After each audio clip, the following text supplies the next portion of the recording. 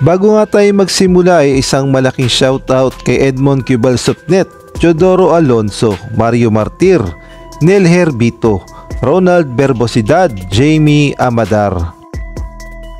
Nagbabalik na nga sa Indonesia itong si Justin Brownlee matapos nga ang kanyang paglalaro sa Gilas, Pilipinas sa Olympic Qualifying Tournament at talaga namang sobrang init ng pagtanggap sa kanya sa Indonesia, partikular na ang mga Indonesian fans ay tuwang-tuwa sa pagbabalik ni Justin Brownlee, lalong-lalo na sa kanyang mother team sa IBL na Pelita Jaya.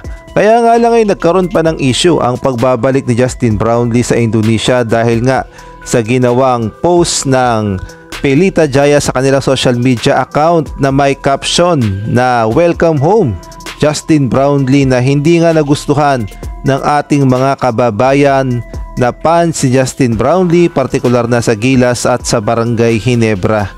At ito nga yung mga komento ng ating mga kababayan at inyo na lamang basahin.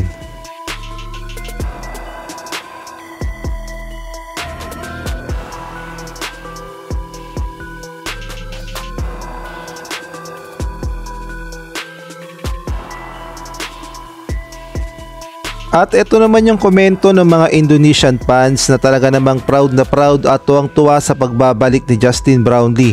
Parang ang lumalabas pa na sila pa yung tuwang-tuwa at proud na proud sa nagawa ni Justin Brownlee sa Olympic Qualifying Tournament.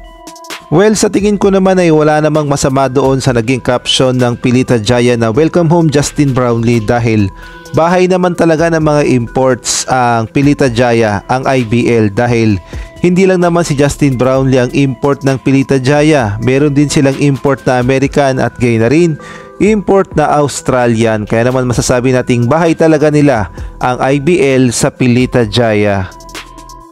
Samantalang malaki nga ang pag-asa ni RJ Abarrientos na muling makabalik sa Gilas, Pilipinas dahil alam naman natin na naglaro nga siya under Coach Tab at maganda talaga ang ipinakitang performance ni RJ Abarrientos at masasabi nating siya talaga ang legit point guard ng Gilas, Pilipinas at ayon nga sa mga report ay mukhang malaki talaga ang pag-asa ni RJ Abarrientos na makabalik sa Gilas, Pilipinas, partikular na sa FIBA Asia Cup 2025. At alam din nating lahat na ito ngang si RJ Abarrientos ang round 1 pick number 3 ng Barangay Ginebra at mukhang paborito rin siya ni Coach Tim Cone at napakaganda at napakapositibo ng komento patungkol nga sa kanya.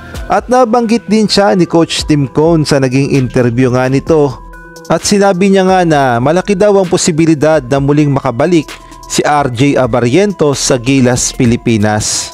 At kung kayo naman ang tatanungin, sa tingin nyo, deserve ba ni RJ Abarrientos na muling makabalik sa Gilas, Pilipinas at makapaglaro sa FIBA Asia Cup 2025?